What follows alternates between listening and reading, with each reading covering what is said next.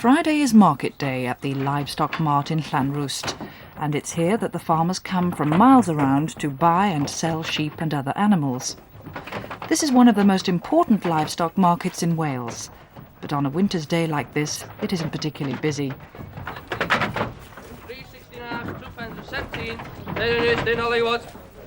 We've got 380. £2. 250 real quickly.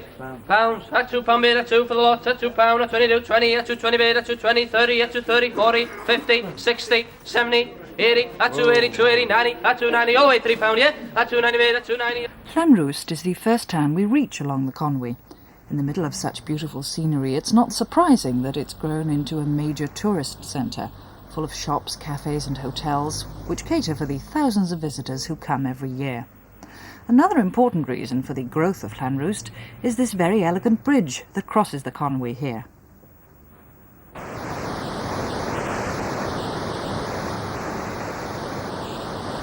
The streams flowing down the sides of the valley, particularly on the western side, are powerful and fast flowing, fast enough to provide water for industrial uses. And with all the sheep around here, it's not surprising really that a woolen industry developed. 150 years ago it was thriving, but today that's no longer true. However, here at Trefrw there's a busy mill that's still in use.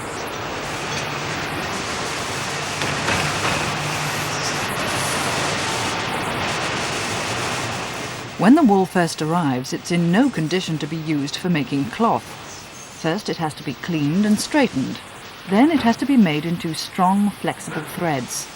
This is what's happening here in the spinning room, where the wool is spun or twisted and stretched by these machines to make a strong thread.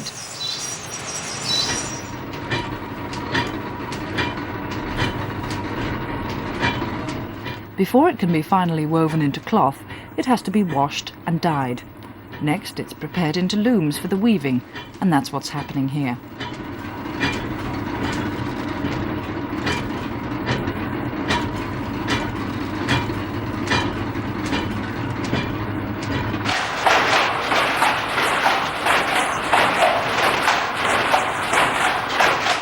At last the cloth can be woven.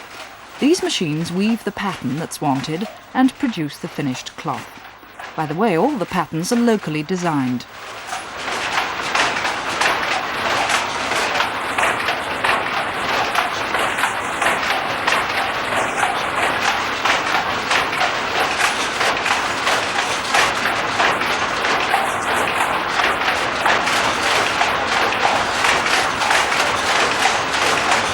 I said earlier that everything here depended on water power. Well, this is still true today. Even though everything works by electricity today, the waters of this stream rushing under us from the mountains above provide all the power needed to generate electricity for the woolen mill. The water power drives the engines of this turbine generator.